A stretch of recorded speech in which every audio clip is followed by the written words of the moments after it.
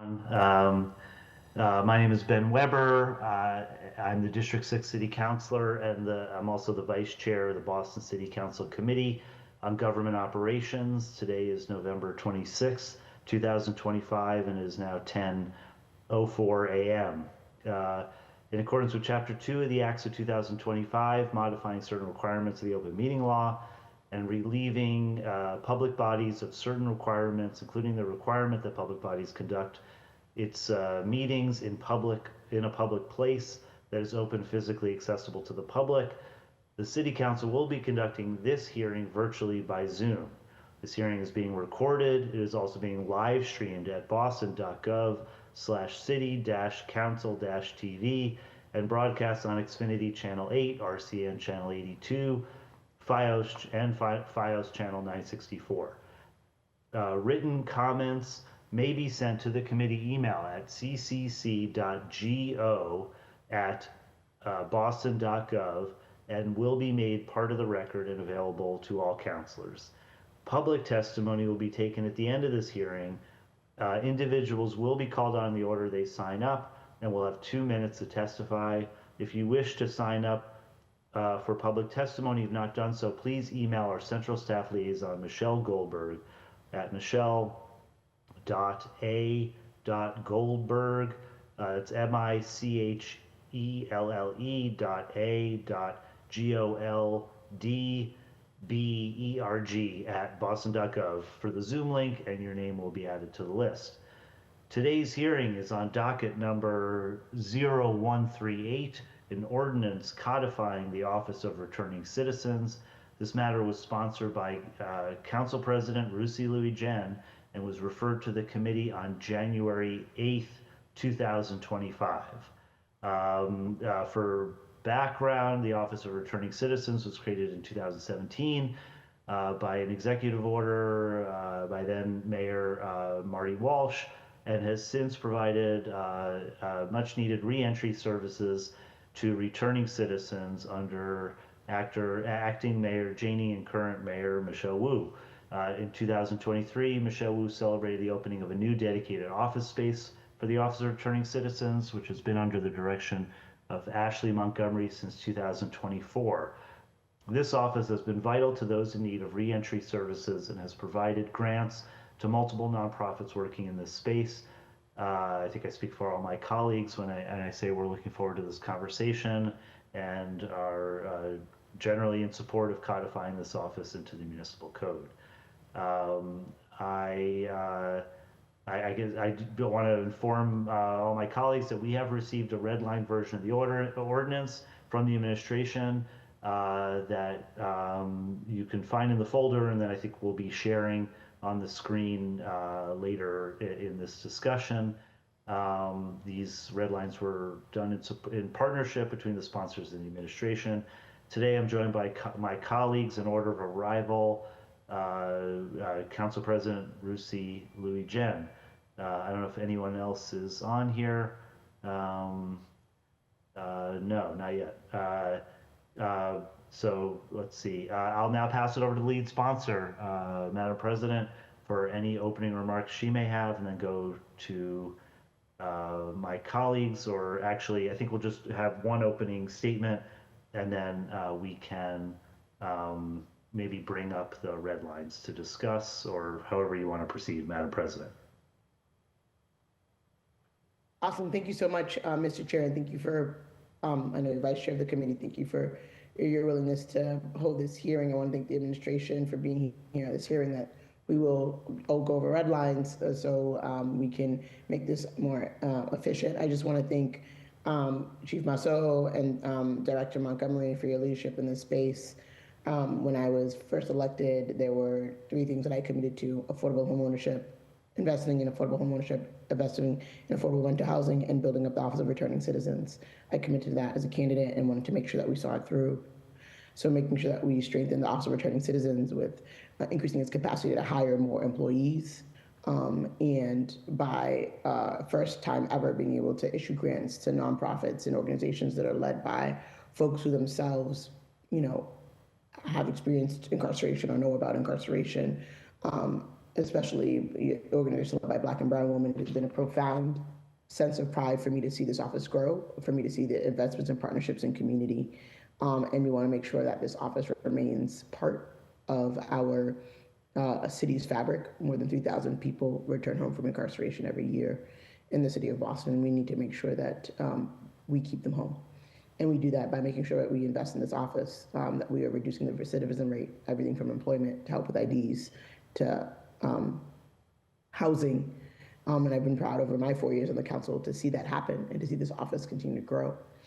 So this is a codification, and we've worked in partnership with this. I want to continue to see the office grow. I want to make sure that we continue to center folks who are formerly incarcerated, not just as people who are recipients of the work of the ORC, but also in leadership roles at the ORC. And I think that's work that we will continue to do. But just happy to be here. Happy Thanksgiving. Thank you to everyone, and apologies, because I know this is the Wednesday before Thanksgiving, but we want to make sure that we're ready to go next Wednesday, when we have the council meeting to hopefully pass this forward. So thank you, Mr. Chair, and thank you to the administration and to central staff also for being on and being present. Thank you.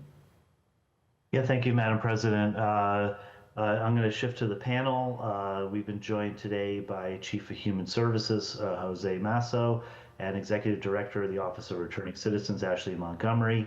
I believe you have a presentation, so I'm going to hand it off to you, and we'll resume our back and forth after your presentation is done.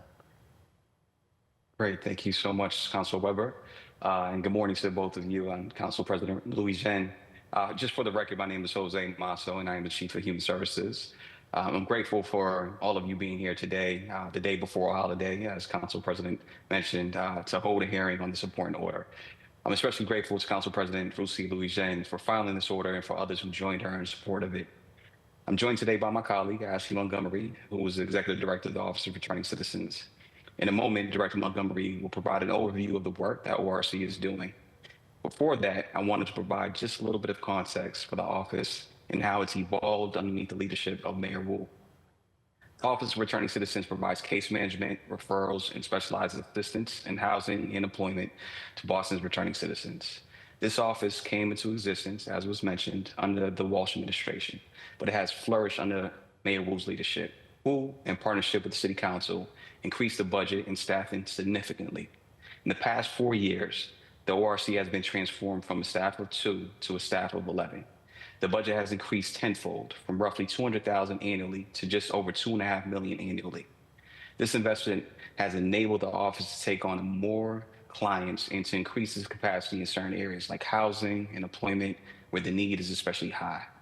As someone who believes deeply in second chances and in the need to invest in returning citizens so we can break the cycle of recidivism, I am proud of the work that the team at the ORC does every day and the successes that they've had in supporting clients to find opportunity in Boston where there once was nothing. I think codifying the office is a step in the right direction, and that it moves us closer to making a permanent commitment from the city to support our residents who are returning home from incarceration. With that, I will turn it over to Ashley to share her presentation. Thank you all. Thank you, Chief. I'm just gonna, am I gonna share on my end, or does that work? Okay.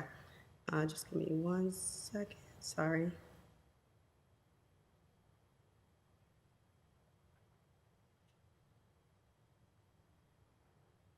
Just making sure that everybody can see the presentation. Yeah. Okay, thank you. Again, thank you, Chief. Thank you, counselors. Again, good morning. My name is Ashley Montgomery. I'm the Executive Director with the Office of Returning Citizens, where we support individuals coming out of incarceration back into the city of Boston. So appreciative of this opportunity to be here to present to you all. As Chief indicated, as of April, we're currently fully staffed with a team of 11. We also have a social work intern from Boston College. Our 3 case managers report to the Director of Case Management Services, and our 3 specialists report to the Program Director. We also have an Operations Director and an Office Assistant who help to ensure that our internal processes are streamlined. So our main focal point in our office is our case management services. Once an individual registers with our office, they're assigned a case manager who conducts a needs assessment and works with them to create individualized goals. These goals form the basis of their personalized plan, which you can see outlined in the infographic to the right of this slide. We currently have about 680 active clients enrolled in our services. Each case manager supports nearly 200 clients in different capacities. On average, our clients stay engaged with us for about 368 days, receiving varying levels of support, even when they're considered stable.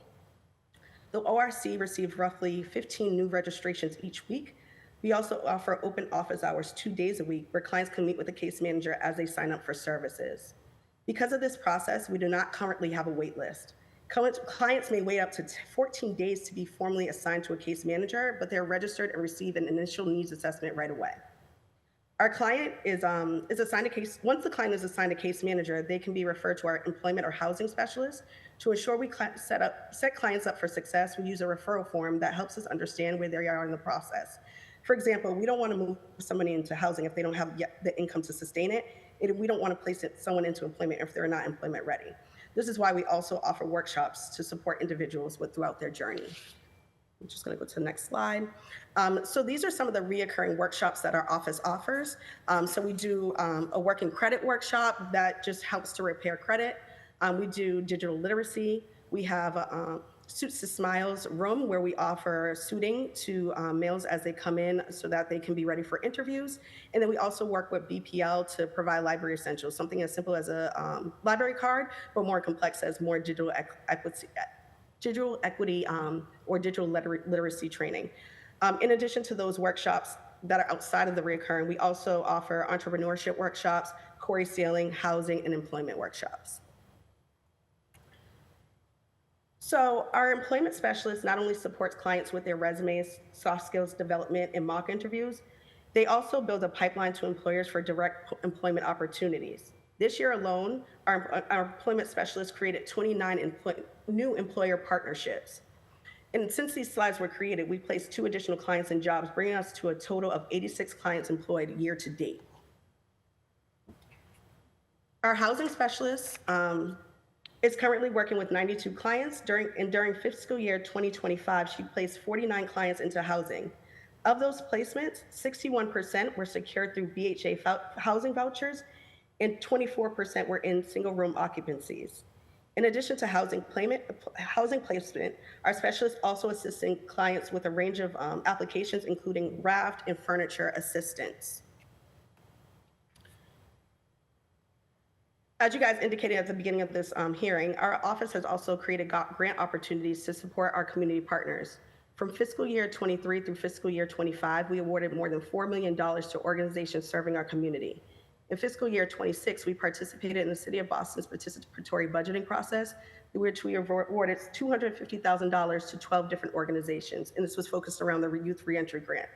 We also currently have 2 additional grant opportunities available for this fiscal year, and they're focused on expanding housing and general reentry support, which total to about $950,000.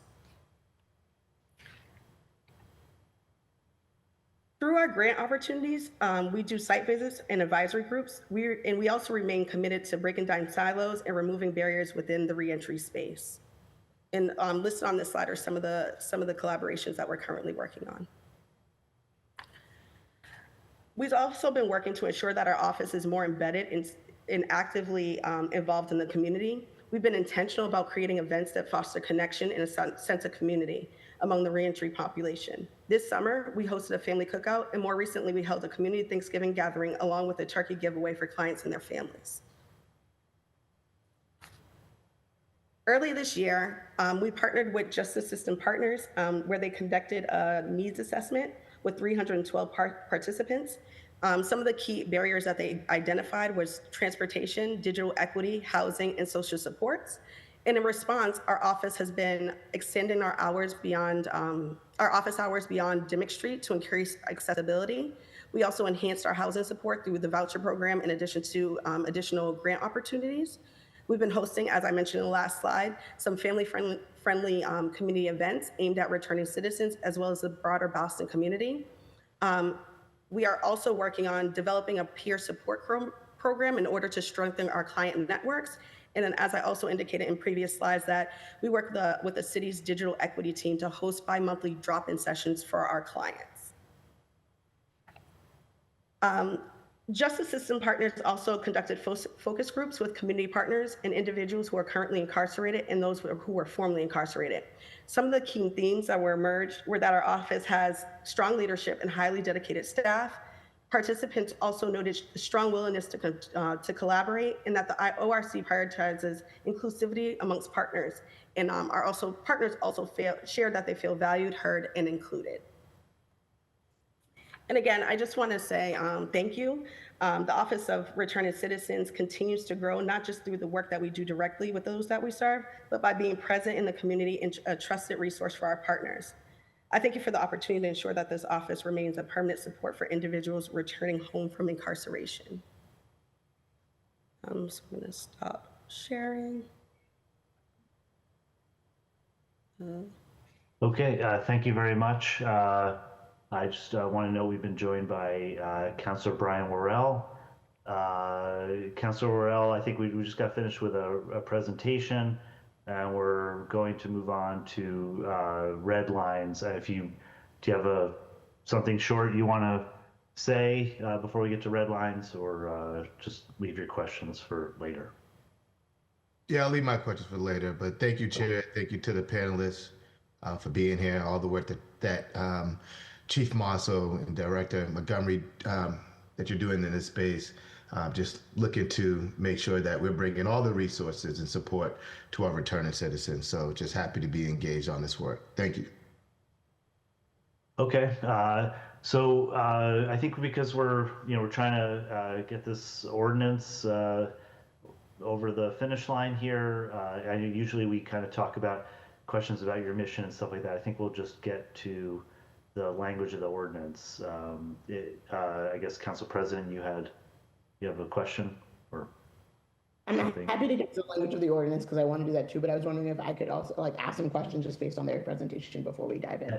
Yeah, absolutely. So I guess we'll leave it to if you have some questions, and then I don't know, I guess, Brian, if you have any follow-ups after Madam President. But so Rusi, or Council President Louis Jen, as you're formerly known, I don't know, like 5 minutes for questions. Thank you, Mr. Chair. And thank you, Director Montgomery, for that presentation. I'm really excited to hear about, just to see the growth, knowing from where it started, and from when I started to see the growth of the office and the work that you've been able to do and the impact. You mentioned 3 areas of continued challenges, or was it 4? I can't remember the slide. It was transportation, identification, and there was a third one. Do you remember that slide? It was based on the needs assessment that you're referring to. So the transportation, digital equity, social supports, and Ashley, I forgot the 4th one. I think it was identification. No. Yeah, so my question is, and I love the progress that we've made on housing. I love hearing that to date.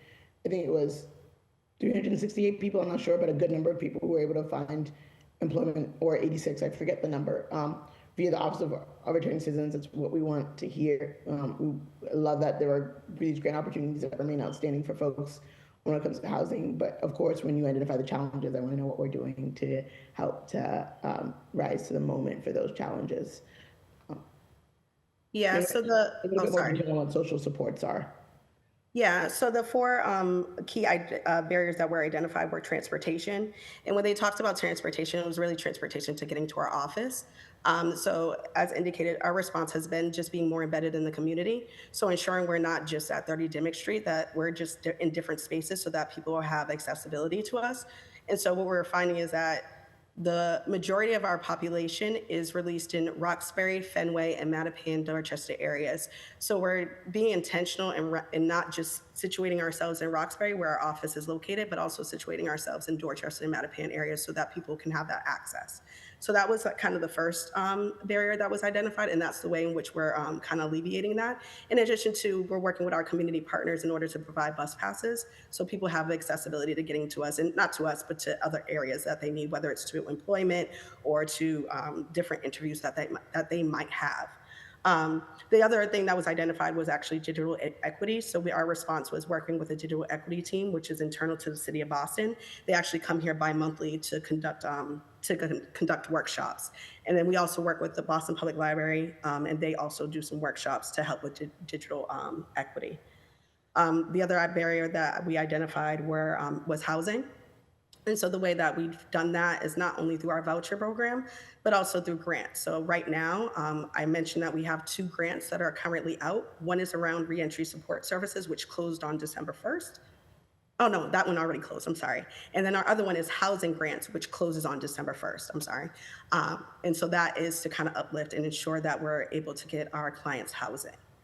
And then the final barrier was actually social supports.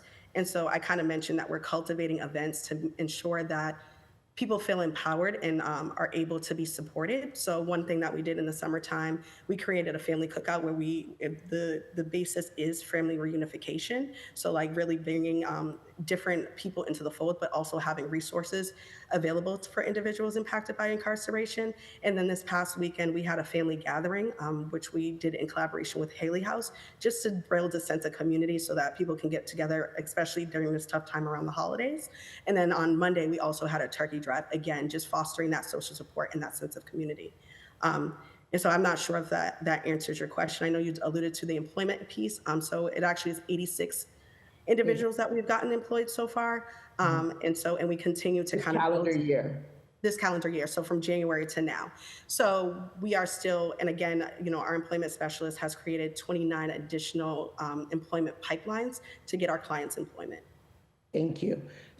With respect to the social supports, I love the idea of the family unification, especially with the legitimacy of the city behind it. I think that could be really helpful for a number of people.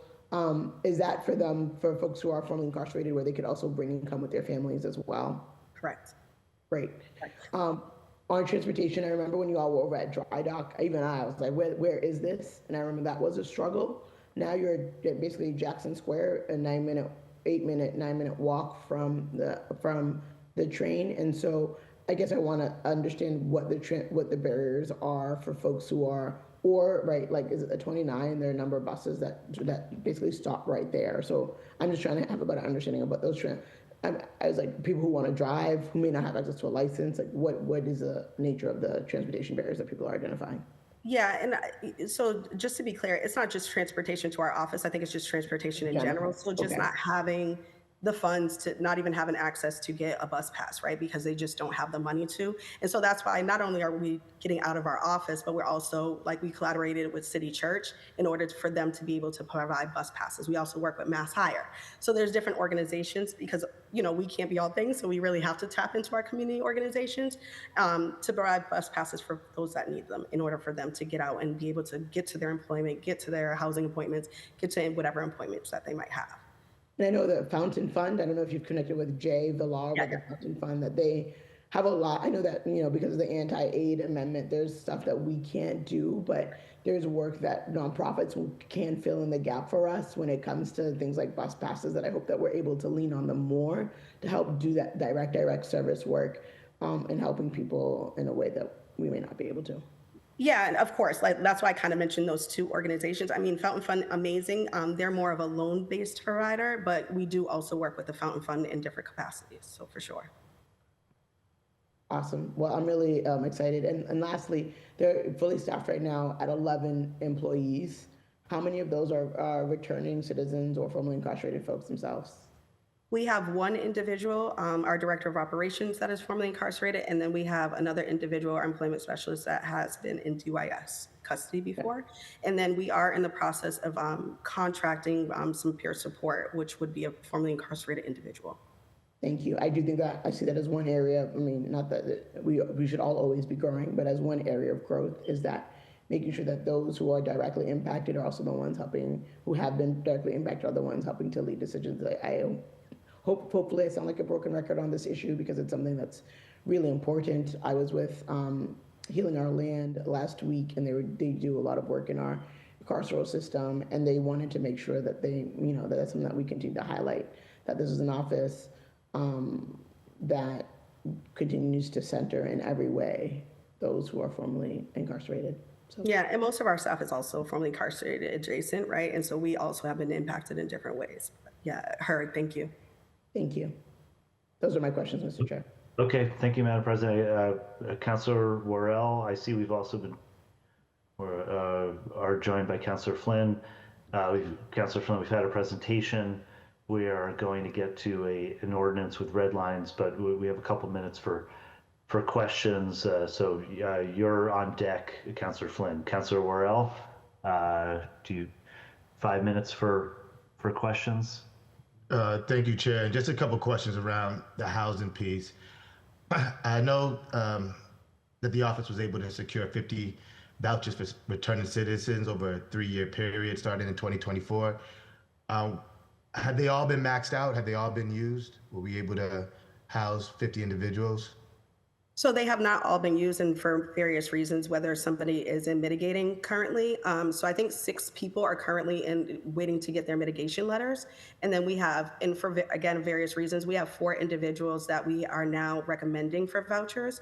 And the reason why we still have those 4 is that sometimes they just weren't approved for housing. Sometimes they just don't respond. So there's various reasons. So no, we haven't placed all of those individuals, but we are adamantly working to do that.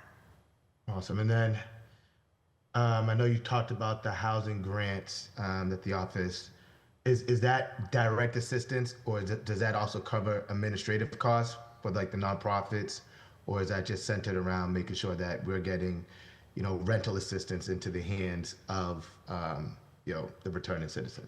All of the above, right? And so sometimes the grant, they do ask to just do the administrative costs, but a lot of it is like doing the arrears, ensuring that there's like that long-term stability and housing support. So that is kind of the focal point of the housing grant. Got it. And in the RFP, is there, X amount, like X percentage needs to be administrative and then X percentage needs to be direct? Okay. No, there's no direct cost of how much needs to be allocated where, but for the overall grant, it's for $250,000, and organizations are able to receive up to $100,000 under that grant opportunity. Got it. Yeah, and I know housing, as you mentioned, is one of the biggest barriers. So I'm just trying to find ways to make sure that we are supporting individuals in every which way to make them as attractive as possible. And giving them a leg up in that rental process. No further questions. Thank you. Okay, thank you very much, Councilor Worrell. Councilor Flynn, and so it just we do have an ordinance to codify the office that we'll be reviewing, but 5 minutes for questions about general operations of the office.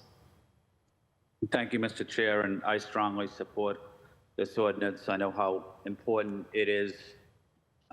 This is an issue I've worked on as a probation officer, really, at Suffolk Superior Court for 8 years, supporting returning citizens, giving them an opportunity to get back on their feet, but have the critical support and services they need to have a healthy and successful life here in the city and in the Commonwealth. My question would be around employment opportunities. Do we have any specific data as it relates to how are we supporting returning citizens here in the city of Boston with employment opportunities in various departments? That's something I've advocated for a long period of time, trying to place returning citizens into appropriate positions in city government. Yeah, sure. So we do have a direct pipeline, particularly with Parks and Recreation, but we are working closely with our Chief People Officer to ensure that we're continuously getting returning citizens employment within the city. So we're heavily involved in just what Corey policies mean and how to ensure that we're uplifting our returning citizens in city government. But in addition to that, outside of city government, again, we are working, and they're receptive to us in hiring returning citizens. But in addition to that, we do have 165 different employers that we work with to place returning citizens into. Thank you, Ashley. When I was a probation officer, getting someone a job, a returning citizen a job, was always challenging, But what was more frustrating and challenging than that is when the person got a job and was doing well on the job, and then their Corey background check would come back, and then they would be fired basically because of the Corey. What are we doing in terms of working with the Commonwealth of Massachusetts on Corey reform, but also trying to be more welcoming to returning citizens as it relates to the Corey aspect itself? So I'll be honest, we're not currently working with Massachusetts in general. We are building the capacity in order to, do some more policy implementation, especially as it relates to Corey. But what I will say is, we are working to one, create an employer advisory group just to educate people and kind of bring people into the fold that are formerly incarcerated and are in really good positions. Even, some of our community partners, bringing them into the fold of the success stories. So we're working on doing that so that employers are more willing to hire people that are formerly incarcerated. And again, continuously building on that employment pipeline. Like I said, we currently have 165 different employers that we work with that we kind of are just keeping our finger on the pulse. And we also created 29 additional employment pipeline opportunities just this year. So we're constantly just having conversation. Our employment specialist goes out into the community twice a week to have these conversations as it relates to employment, to ensure people are aware of Corey, to ensure people know how to read a Corey, and just being transparent about what our office does and the work that we're looking to do as we move forward. What is the conversations that we're having with Suffolk County Sheriff's Department or Mass Department of Correction before people are released from jail or prison? What type of support are we providing them, if any, while they're still being held in custody or incarcerated? We actually go up to their reentry panels. So Suffolk County hosts a reentry panel once a month. So we actually attend those. So we were working in collaboration with their reentry coordinators. And then more recently, both our employment specialists and our housing specialists actually did a tour throughout all of the DOC facilities to ensure that these are the services that we offer. These are things that we can do. And we also work in collaboration with the DOC reentry director. So we're constantly keeping our fingers on the pulse and ensuring that people know that the work that we do and how we can have some cross collaboration. Okay. My final question, and thank you for giving me this opportunity, and apologize for being late. I'm over here at West Roxbury at the VA facility. But so when a person is coming out of jail or prison and they're getting recovery services while incarcerated, what is Boston doing to support them in terms of recovery services after, once they're released from jail or prison? What are you doing specifically to support them in their recovery services support? Yeah, so that's another place where we have direct pipelines. I used to work at the Bureau of Substance Addiction Services, so we have our own connections. We refer to our MABA website. In addition to, we are situated on the Dimmick campus, who also has recovery services. So we're able to do some referrals there. We're also not that far from Whittier, which we also have a collaboration with. So we have a lot of different collaborations with the people that do the recovery work, that we're able to kind of tap into them and ensure that recovery work consistently happens even after somebody is released. Is it working? Yeah, yep. Yeah. Do you have the results of the people that you're tracking in terms of how many people remain in recovery services and just keeping that data? So we don't track how many people remain in recovery services, but we do track our referrals to those type of services, which I didn't pull, but I can always pull and get you that number. But we do track how many people we're referring to different services. And we constantly, like I said, at the beginning of the slide deck, that we on average stay with our clients for at least 368 days. So that's over a year that we're kind of ensuring that our clients are being supported. And sometimes it's longer than that. That's our average number. So we know when somebody is no longer being involved in their recovery, and we try to keep our finger on the pulse on that. Well, Ashley, thank you for the important work you and your team are doing. It's greatly appreciated, and I know you're very professional and hardworking, so just wanted to acknowledge you and your team. Mr. Chair, thank you very much. I appreciate that. Thank you. Thank you. Thank you. I just had one quick follow-up, and then if anyone had a follow-up question, we'd go to them. Ashley, in terms of, in my background as an employment lawyer, if somebody feels like they're being singled out because of Corey, or like, what do you tell them? Because I'm assuming that, we have this employment at will system where, you can leave your job at any time, you can be fired anytime, basically for any reason, as long as it's not an illegal reason. I don't know what the law says about if you have a criminal record, and you're fired or not offered a job because of that. So what do you tell people when they feel like they're being singled out, by an employer? Yeah, we work with them through it, right? And to understand what the gaps are and the barriers. We also, one funding source, one organization that we do fund is, well, two, Lawyers Clearinghouse and Greater Boston Legal Services. So we also tap into our partners in case there might be an issue that we need to kind of keep our finger on the pulse on. I will say that that hasn't come up for us really. And I think just because we've already kind of created, most of the time when we're putting people into employment opportunities, they're employment opportunities that we've already created that pipeline to. So yeah. Okay. Okay. Well, thanks a lot. So yeah, just if anyone has a follow-up, I see Councilor Louis Jen. Do you have something?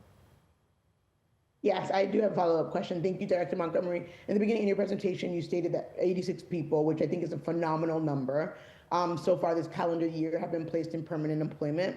Do you know how many of those 86 people are with the city of Boston? I think we have 3 at Parks and Recreation, but I can get you that number.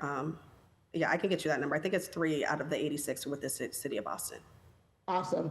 Thank you. And I think it's really important for us as a city when it comes to employment issues. As much as we're trying to get others to hire those who are formerly incarcerated, that we also continue to be a model for what that looks like, understanding that no one is the worst thing that they've ever done. And we do that by modeling as a city, both when we're fighting, as my office has been fighting for a minimum wage for city employees, that we also do that when we're modeling what it looks like to really believe that those who have quarries and those who are either formerly incarcerated have the potential to be contributing members of our society, and there's no greater way of showing that than with our city. And I just want to thank you for your leadership. I want to thank Chief Lawrence and the People Office and you, Chief Masso, for thinking really critically and holistically about what that looks like. I think so many times when we're encouraging others to do things, we have to do it so that we can be the model and be the proof point for it being successful. So I just want to thank you for that.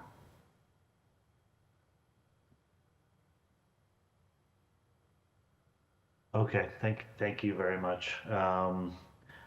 I don't know if anyone else has anything else to follow up. Okay. I guess Ellie, can we bring up the red lines? I'd like to go through that. Councilor Louis Jen, I see your hand is still up on this, but Yes, I no, it's just for the red lines because I think I have additional questions and things that I'd like to bring up, but I think I'd be able to do that more efficiently via the red lines. yeah. Okay. I'm just saying your hand is up, so. Oh, sorry, I will lower yeah. it at this moment, Mr. No, Chair. I didn't know. Okay. Do you mind zooming in, Ellie? So age-challenged people can read this. Great. No, it's now you're embarrassing me. So we're codifying the Office of Returning Citizens, and I'll go through. I don't know if I have to read this whole thing. I'm going to skip the first sentence. The section 1 is the purpose. So it's hereby established within the city of Boston, the Office of Returning Citizens, which shall provide support services for the formerly incarcerated to assist in their successful reintegration in the community. The office shall work to promote equitable access to services and opportunities in the areas of employment, housing, healthcare, education, and social services. Here, there's been a red line, changing it from formerly, to provide services for formerly incarcerated to assist them as opposed to ensure their successful reintegration. I don't know. I guess I'm asking the filer. Are you okay with this red line from the administration? Yeah, I understand it, and I'm fine with it. I think it's hard to ensure things. That sounds fine. Okay, section 2, duties of the office. The office of returning citizens shall serve as an advocate for returning citizens by addressing barriers to reintegration, including employment, housing. I'm just going to include the original legal aid and access to health and mental health services. The red line is to take out serve as an advocate uh, uh, by addressing barriers to legal aid. Does it take that out? I guess, Madam President, do you have any thoughts on that? I mean, I understand why, and I think that hopefully at a later point, this can be an area for growth for the office, but I understand why that language was removed. Okay, Ashley, do you know why this is taken out? I'm just I think just so because we aren't able to provide legal advice, again, we do kind of outsource, but internally we're not able to provide legal advice. So that's why I think it was removed.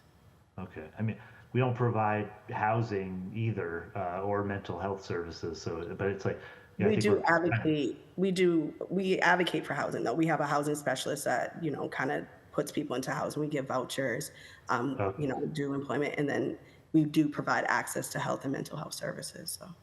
Okay. Well, yeah. I mean, but you do. Okay, if somebody, I think you just mentioned like we will refer somebody to Greater Boston Legal Services or something like that, but which I encourage.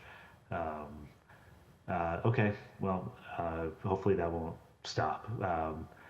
Okay. And then the next bullet point is to coordinate reentry services across city departments. Uh, it's been sort of and nonprofit organizations to support returning citizens. What's been taken out is to coordinate services with community partners also and ensure returning citizens have access to necessary resources. I think the insuring part, I think we can't, guarantee we're trying to have access to those things. But in terms of community partners, Council President, do you have any thought with taking? I'm fine. The language of nonprofit organizations in there. Okay, okay. Okay, then the next bullet point, develop and promote programs that support the employment and workforce development of returning citizens, including, and the original is partnerships with employers, job training programs, and Corey-friendly employment opportunities. That's been changed to including collaborations instead of partnerships with employers, job training programs, and Corey-friendly employment opportunities. Any questions there? Seems straightforward. Okay. Next bullet point, I'll go with the original and then I'll tell you what the red line is. Assist returning Weber? citizens. I don't see the language on the screen, and it could be helpful to have that up instead of, do others see the language on the screen? Oh, do you not see it? I Yes. have it. Yeah, I see Yeah. it.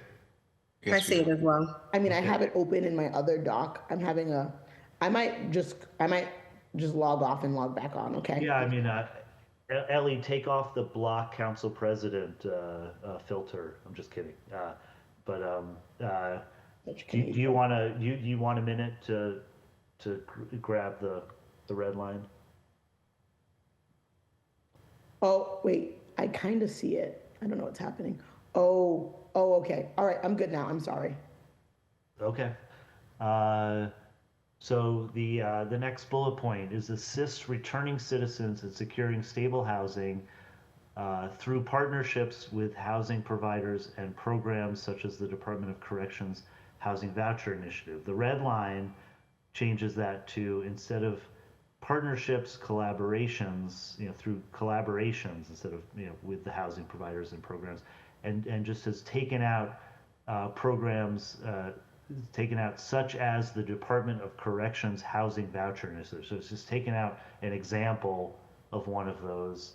Obviously, they can still work with that program, and we're working in collaboration, not in partnership. Council President, any thoughts on that? Okay, they got 2 thumbs up.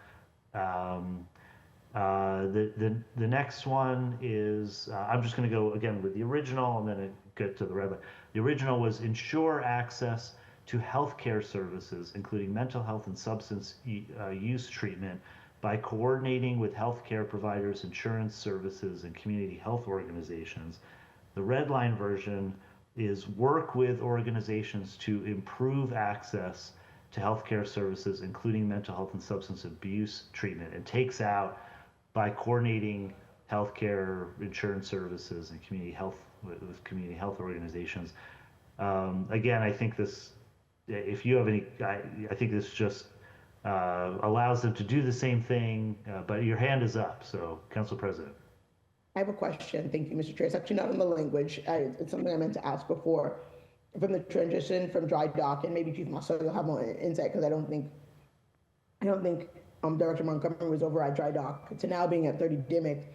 Are you seeing an ability to really to increase the healthcare, like the ability to connect returning citizens to the need to healthcare needs, given its situation? You're physically located at Dimmick. Have you seen an improvement there? Yeah, well, we weren't able to have comparative data just because we didn't have mechanism to be able to capture that when we were at dry dock. However, it was intentional in terms of choosing Dimmick was for those purposes. So the strong partnership, with the Dimmick president and the community ensuring, and as Ashley referred to, like ways that we're able to assist folks with substance abuse treatment. To have that on site, in addition to not too far away at Whittier Street as well. So that was an intentional decision in placing the office at the Dimmick location. But in terms of an increase or anything else like that, we just don't have that data to be able to compare, unfortunately. But is it happening? Like, you are actively connecting people to Yes. resources? Okay. No, I was going to say I can answer that, but yes, we have a direct partnership with both Dimmick and Whittier. Great. Okay, and yeah, I guess just for Chief Masso or Ms. Montgomery, in terms of like the difference between collaborating and partnering, is it just like a form? You don't guarantee like a formal relationship, document. You're trying to collaborate with them. I assume that's the purpose. But Yeah, it's wordsmithing at this point, but exactly to your point, that's exactly what it is. okay, okay, Council President, can move on. Yeah. Okay. And then the next one, again, I'll go with the original and then describe the red lines. Promote financial independence by offering financial literacy programs, entrepreneurship opportunities, and assistance with accessing financial services. That's been changed to promote financial independence by offering workshops and training, and has removed the specifics, financial literacy programs, entrepreneurship opportunities, and assessing with financial services. Council President, any questions about that? No. Okay.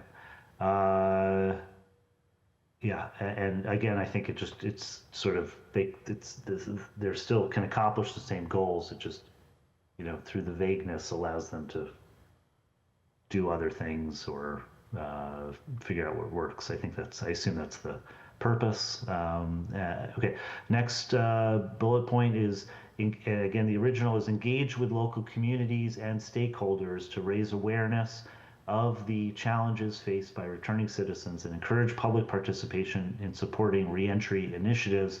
The red line just takes out stakeholders, so it just engage with local communities, not communities and stakeholders. I don't know. Council President, any questions? No, that's fine. Chief, what do you have against stakeholders? No, I'm kidding. But again, the purpose here, correct, is just to sort of, allows you to work with. You obviously will be working with stakeholders. That's included in communities, I guess, right? Correct. Yeah. Okay, next bullet point, and I'm going through all these because this is relatively short, so maybe with a longer one we wouldn't do this, but the next bullet point was collect and maintain data on returning citizens served by the office and provide an annual report to the mayor and the city council detailing the office's activities, outcomes, and recommendations for policy or program changes. This has been just completely removed. I think we might have to have some explanation here, but by the panelists. But Council President, any questions? Yeah, I'd like a little bit more detail here. I'm sorry. I would like a little bit more detail here on this. Oh, okay. Yeah, I don't know. Either of the panelists, can you explain why this has to be completely, or why you want it completely out? And then this is, this is basically to provide a report on once a year on just, all the, honestly, the good things you're doing, the challenges you face, just how to, I see this as like how to help us help you with the report. But anyway, that's been taken out. Ashley or Chief Masso. Did you want me to go, Chief, or? Yep, and I'll chime in after. Yeah, and so I think the intention of it being taken out is not restricting us, right? And so in restricting how we're reporting on the data that we have for our returning citizens. Obviously, we just transitioned to an apricot system, so we do have data, so we're not opposed to sharing it. I think we just want to be protective of the data that we are sharing. So that's from what I understand when we had conversations on this, but Chief, we'll defer to you. Yeah, I mean, and as part of this process, we work closely with Corporation Counsel as well. And so I think they had flagged some restrictions around feasibility. And so we really want to make sure that we don't pigeonhole, like all of this is to ensure like nothing that we do gets pigeonholed and things. And we actually have to do this. I think we do this. We do this every budget season, and so we're able to report out both the numbers and all the data as well, whatever. So I think this happens organically, but this, again, is in the essence of not pigeonhole any future, staff members saying like this has to happen. I don't believe any of the other departments have to operate in that way either. So it's just, again, I think the budget season is the purpose and the time in which this information is able to be provided. The Office of Black Male Advancement does provide an annual report to us as a city council. My apologies. There are models for this happening. Got it. I wasn't speaking on behalf of outside departments. I was thinking within my cabinet, but you're absolutely correct. My apologies. And basically the information that the PowerPoint that Ashley just presented was basically the equivalent of, I think, what we would be looking for in the form of an annual report. Okay. Can we run that by council again and then just figure out? Okay. Yep. Yeah, it's not meant to be like a huge lift, but it's also how we can, I think they would want it to, yeah, maybe it's more the language that it would be over, like maybe it needs to be more overarching, but yeah. Because I do hope that you are collecting and maintaining data on returning citizens served by the office, right? Correct. And then that could be a bullet point, and then provide an annual report. I'm not saying that all that data is data that you need to turn over to the city council, but the provision of an annual report could also, I can see how it can be sort of, you don't want to pigeonhole anyone, but it could also be sort of like a way also of keeping the office on task. Not saying that you needed that, but it could also be a way of, and maybe the annual report always happens around budget season, right? Maybe the annual report is something that you deliver to the council around budget season because there's already that preparation being done for the budget. Yes, in full agreement, and we'll definitely figure out a way to wordsmith it. That is the expectation I do have of the departments as well. It's just that they do provide some type of annual update for the great work that they do. But to your point, as far as accountability, that's something that we ensure, but to ensure for future leaders to make sure that happens as well. Whatever, we could definitely think more deeply into that. Yeah, I am very sensitive about what data, like there's certain data that I don't, and sensitivity that we don't necessarily need to have. So if divorcing those two lines too is also helpful, I'm more than willing to do that. Yeah, and it's either annually. It could be just to the mayor, I don't know, or to be available to the city council on request, or or that in an annual report, which maybe simply by reporting a budget time. I don't know. I feel like there's some ways to do this, but definitely I like your idea, Council President, of separating the collecting and maintaining the data so they actually have it internally, and which they, of course they already have. Right. Yeah. And just in terms of, I think some other things like this we see on the council, like have entire like separate bodies created to committees or advisory councils created. Not that that's bad, but here the lift is pretty light. I would say to the chief here, we're not creating a separate advisory council to issue a report on what work you're doing.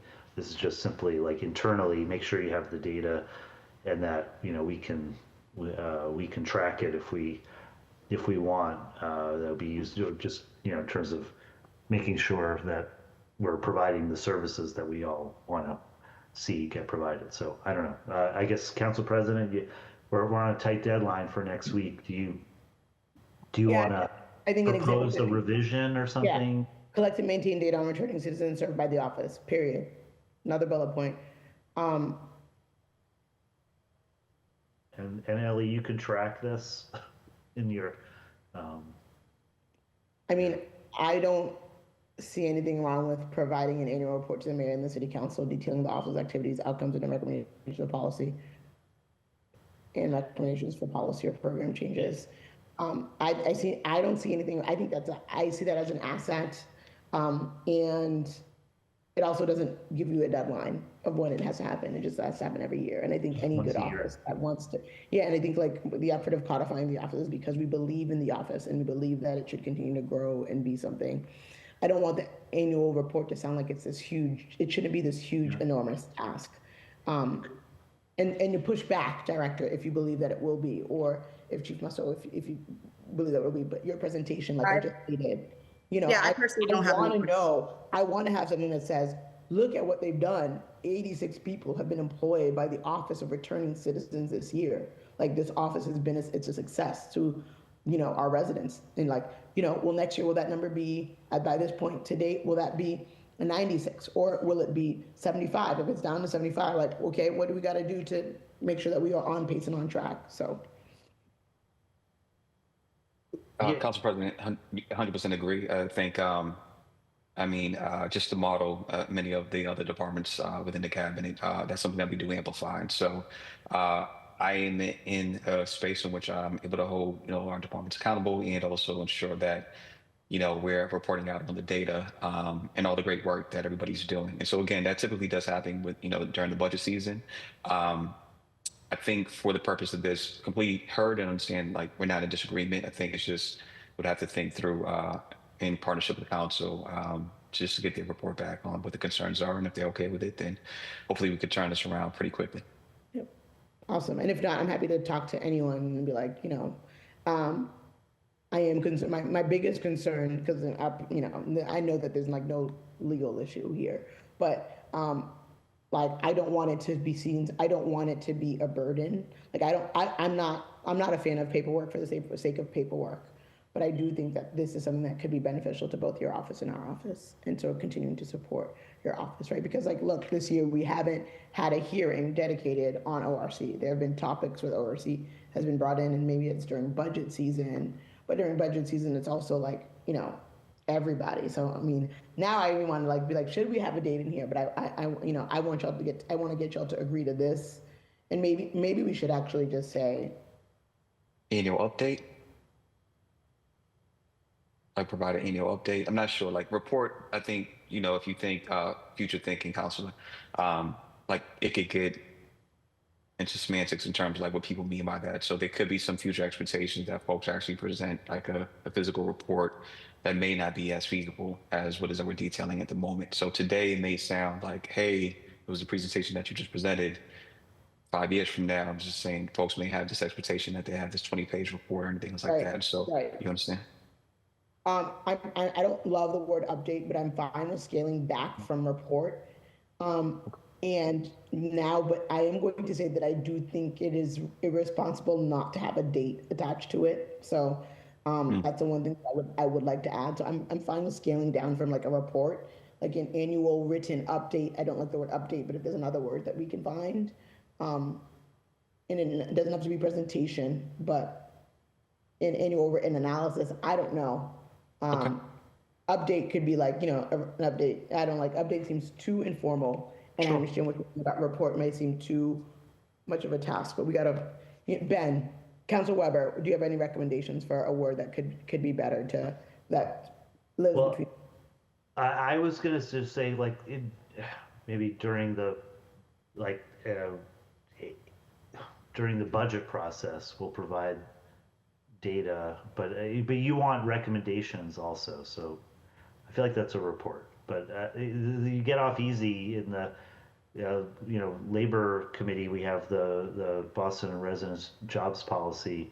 We have to have 2 hearings a year on that. So all you have to do is produce the report. I feel like that's not so bad. How about annual written review? Provide an annual. You two are the lawyers, and so Ashley and I would defer to what is it you all consider, and then we'll definitely share it with the lawyers on our side as well, just to think through. But definitely heard. And so, Council President, just for clarification, you do believe that a date should also be provided in this as well, or?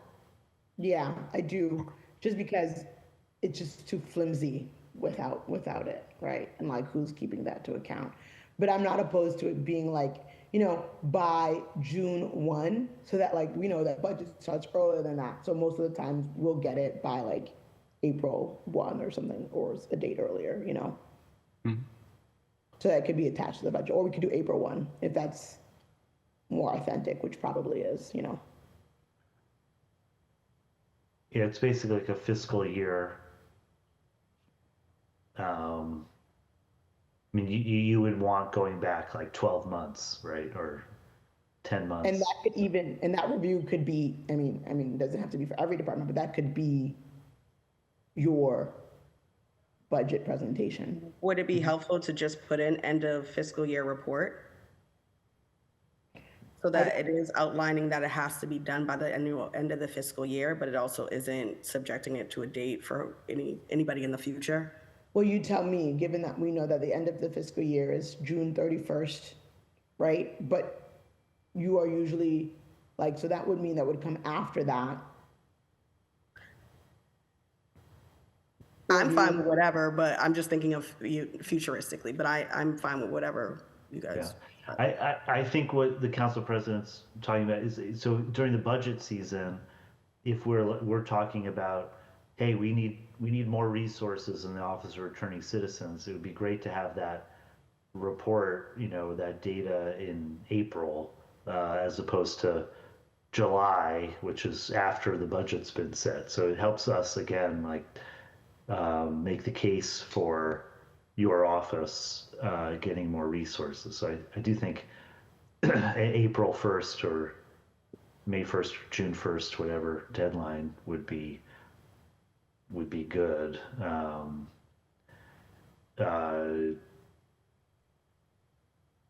And yeah, I don't know what a review, but I guess in terms of like what you feel like you could produce without having to detract from your actual work helping returning citizens. I don't know. My I'm personally fine with whatever, so. Yeah. In terms of the above bullet point for collect and maintain data on returning citizens served, do we want to include outcomes in that bullet point? Or like, do you have data on the outcomes, I assume? Because if it's just number served, would there be data on jobs found or? Yeah, we collect data on jobs found. Housing placements. Housing placement, yeah. We have all that. Referrals made, yeah. And Council Weber, we also have comparative data, which is, I think, to ask Director Montgomery's point earlier about switching over to the data collection program that we now have, and so we'll be able to have that.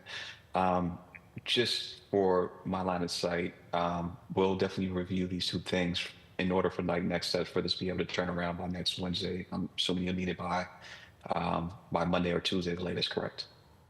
Uh, Monday morning, Okay. 9 Okay. a.m. So Well, can. we have to, is that true? Yeah, we have to file, you have to file something for, Okay. okay. Okay.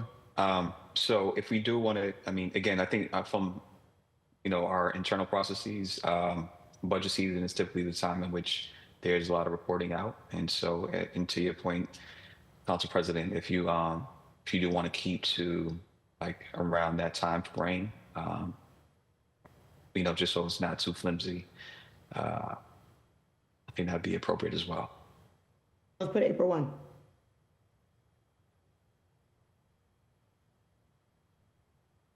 Right, I think we're doing codifying to make this office like in the city. And so I want us to do it the right way and to do it well. So I think April 1 works. So just collect and maintain data on returning citizens served by the office, period. New line, provide an annual written review to the mayor and the city council by April 1, detailing the office's activities, outcomes, and recommendations for policy or program changes. You can even put if any at the end so that it's not a requirement to give us recommendations if you don't want to give recommendations, although I think it's important to do so, but I think there can also always be some weird back and forth on that. So I'm happy if you provide to us, even just a review, and if you want the council or anyone to be the one that recommends recommendation for policy program changes, but I do want to create the space for you all to offer that as well. So you can say if any at the end. Okay. I don't know. I just like April 1 better than April 1 ST, but I don't know, Council President. But, Yeah, I never like the STs or the Ts. yeah. Okay. Sorry. I would also put outcomes and comma, if any, comma, recommendations for policy or program changes. Rather than if any at the end, which is what I said originally, but then it can get lost and you're like, what does the if any identify? Yeah, I would put the if any after the and, Ellie, the comma. Yeah. And if any recommendations for policy or program changes. Yeah. But no, I think, yeah, that's good.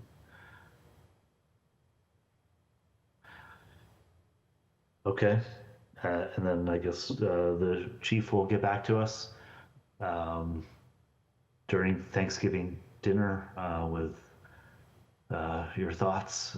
So quicker. So let's get to the end of this so we can get that process started. Section 3, if you, I don't know, I'm going to have to, can you zoom in just slightly? Great. Executive Director, okay, so this is the Office of Returning Citizens shall be headed by an Executive Director who shall be appointed by the Mayor. The Executive Director shall serve as the principal advisor to the Mayor and the City Council on matters related to the reintegration of returning citizens. That's unchanged. And then the next bullet point, the original, oversee the daily operations of the office, including staff management, budgeting, and the implementation of reentry programs. That has been changed to just oversee the daily operations of the office. All the specifics have been removed. Any comments, Council President? No. Then the next bullet point originally was the Executive Director would establish partnerships with public and private organizations to enhance the services provided to returning citizens. That's been changed to take out established partnerships and just now collaborate. I think we talked about this before. Council President, any comments here? No. And then the last bullet point was ensure compliance with all relevant laws and policies and advocate for legislative changes to improve outcomes for returning citizens. That has been just removed entirely. Council President, any thoughts there? I do think we need to lobby more for legislative changes. It seems like a good thing for people to do. I don't know if that's the executive director or IGR or whoever, but um,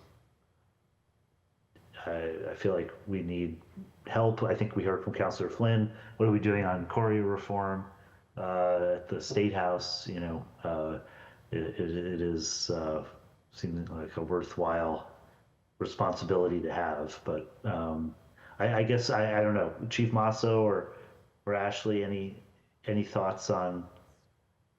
Yeah, I mean, twofold. I think the bullet above, to collaborate with public and private organizations, captures that. To your point, as far as either folks advocating or lobbying, we can definitely, exercise those through our partnerships. I think, Ashley referenced that earlier as well, just in terms of like a lot of the partners that we work closely with to be able to make sure that it happens. And then, the compliance with all relevant laws and policies. I think that's captured when this person is appointed to the position. Now, that also covers like your responsibilities as a city employee within the city of Boston, et cetera. Like you are bound by ensuring that you are following the laws and regulations and the policies as well. And so I think that is also captured and part of the reason why I was probably removed here. It's just my sense, but I'm asking anything else to add to that? Sorry, couldn't Council find the mute President? button, but no, thank you. Okay. Yeah, Council President, do you have any thoughts? I'm fine with that. Okay. Then there's a severability portion. I'm just gonna, provisions are severable if any provision or portion thereof is held to be unconstitutional or otherwise invalid by any court or competent jurisdiction. Such unconstitutionality or individuality or invalidity shall not affect the remaining provisions, which shall remain in full force and effect. I don't know. That's your hand. Oh, are you done with I have two comments. One to go back to something and one general comment whenever. Okay. Yeah, I don't know. I get concerned when I assume that's the proper use of affect and effect, but Hold on. I have to take out my Shrunken White's Elements of Style book for the It is difference. effect, right? Effect, with the A is the action verb, and effect, take effect is like a verb in of itself. An effect. Okay. Yeah, seems fine. Effective date 90 days after passage. Assume that's part of the original draft. Seems normal. Anyway, okay. So, Council President, you had something you wanted to revisit or visit? Yeah, just want to correct that, like any changes, any like corroboration on changes, the government operations, correct, they would need it on Friday, so. And I'm happy to help shepherd any conversations that need to happen. I know it's a quick turnaround, I know it's the holidays, and I apologize. And then lastly, there's language that I wanted to add, but I forgot to mention it at the beginning, and hopefully it's fine, but it's, I think, again, just in the conversation and the work that, I so humbly in partnership with community have been able to do to help build the office. I do think that it's important in, when we talk about the purpose of the office, to add language, where is it? Okay. At the end, and this is, and I spoke to this a bit, but just at the end where it says, Section 1, purpose, the office shall work to promote equitable access to services and opportunities in the areas of employment, housing, healthcare, education, and social services. I think adding a line that says, the office recognizes the value of returning citizens as both recipients of services or as clients. I think hey, maybe that's a calling, okay.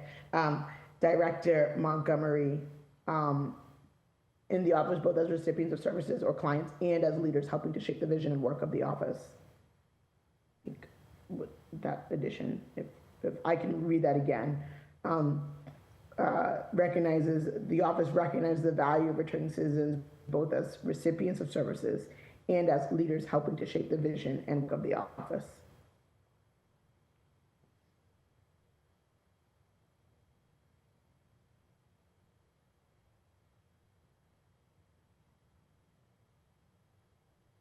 Can you repeat the last part, Madam President, just to make sure I got it right? Yep. And I'm happy for any wordsmithing or any thoughts. So the office recognizes the value of returning citizens as both recipients of services, as both clients, and as leaders helping to shape the vision and work of the office.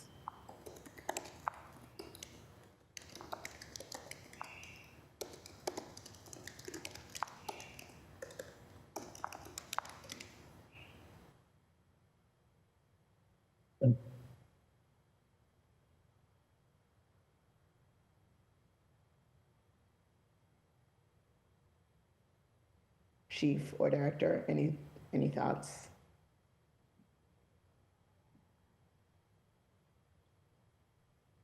I don't have any knee-jerk reactions. Just trying to get a sense of whether or not this is captured elsewhere. I do understand um, the gist of what it is that you're providing. Can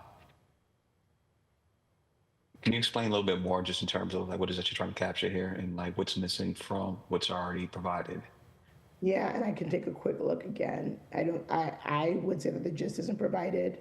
But it's sort of it's like stating that, yes, this is an office that works with returning citizens, but understands the values that they bring to the table in terms of informing the work, right? And I think it's important for that informing of the work to happen, right? Those closest to the pain, closest to the power, as Congresswoman Presley states. And I think stating that in as neutral of a way as I could think of in like 2 minutes, not saying directly that, we encourage, although I do hope that we encourage returning citizens to be part of the office in terms of employment. This is a more general, I think, mission statement in the purpose of the ordinance.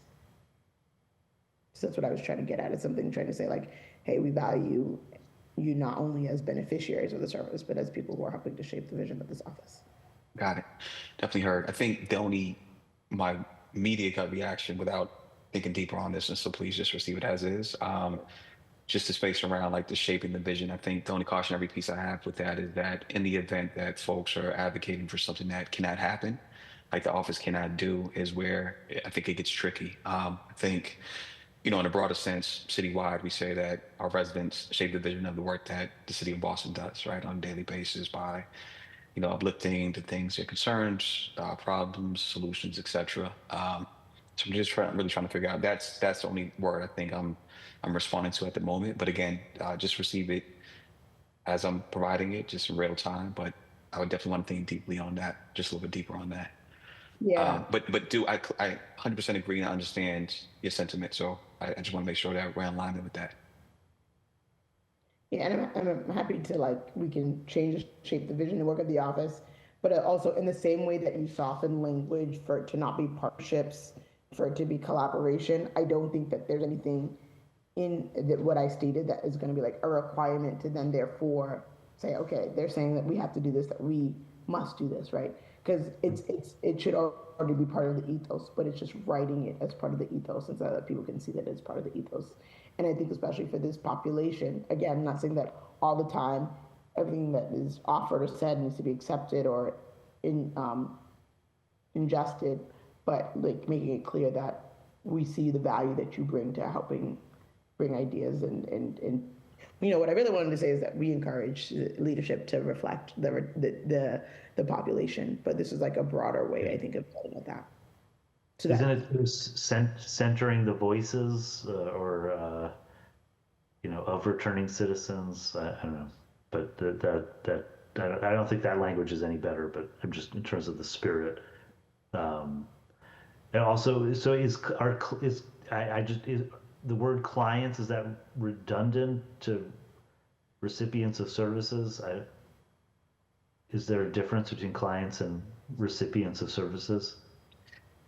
Yeah, honestly, please chime in. The way I interpret it is that there's folks who may not be active clients, with our caseworkers, but still be able to receive services. So we opened up our training opportunities, et cetera, to the broader network. And it doesn't necessarily mean that you have to be a client from the Office of Returning Citizens to be able to receive those training opportunities, those workshops, et cetera. So there is a difference there.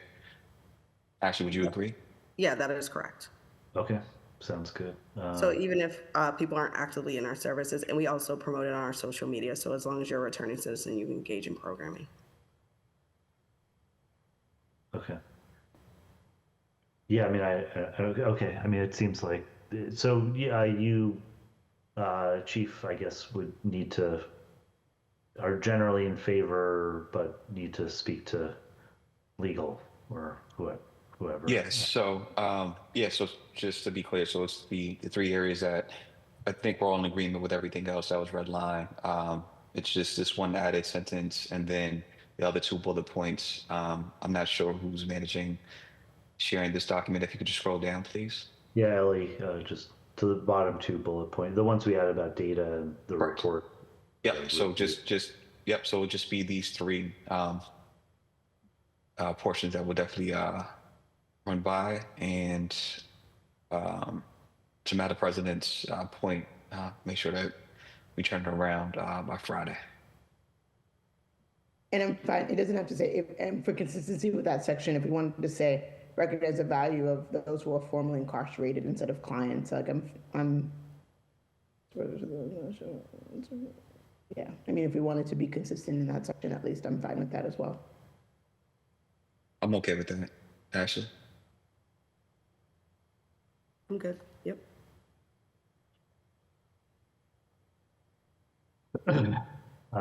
Okay.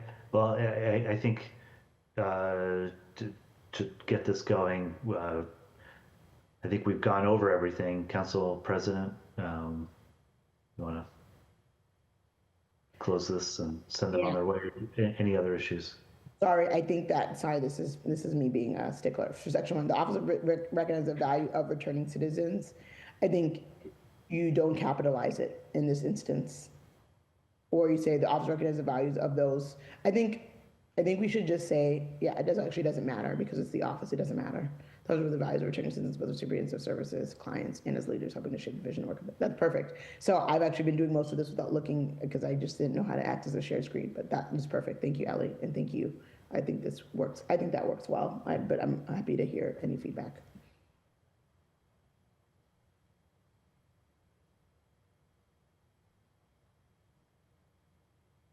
Yeah, I mean, I don't think this changes the work of the office or, but so let's see, I guess seems like you're in theory support, but, need to hear from folks. I'll have to get into a legal argument, but, No, I understand the intent, so thank you for that. okay. Yeah, it sounds good. Certainly, I think this ends the sentence about collecting the data seems totally uncontroversial. Like, you already collected. It's basically, and separating that out, I think focusing on the review report bullet point, which I think we, as a council, would appreciate and would help us, again, make the case for this office, existing and increasing in resources to be able to serve more people. And but other than that, I think so. We're Council President. We're done with your comments on this. We don't have any other counselors on. I don't think so. Looks like everyone has their marching orders. I'm just gonna. Is there any public testimony, Michelle? We don't have anyone signed up. Okay.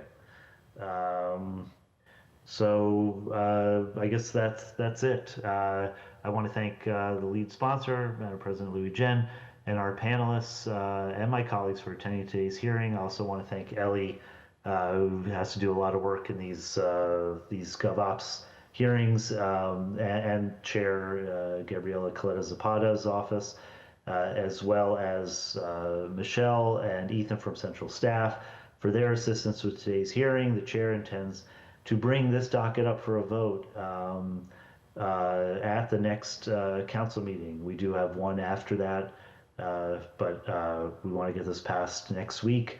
So we have until Friday to iron out these differences. With that being said, this hearing on docket number 0138 is adjourned. Gavel. So thank you very much. Thanks, everyone. Thank you. Ellie, before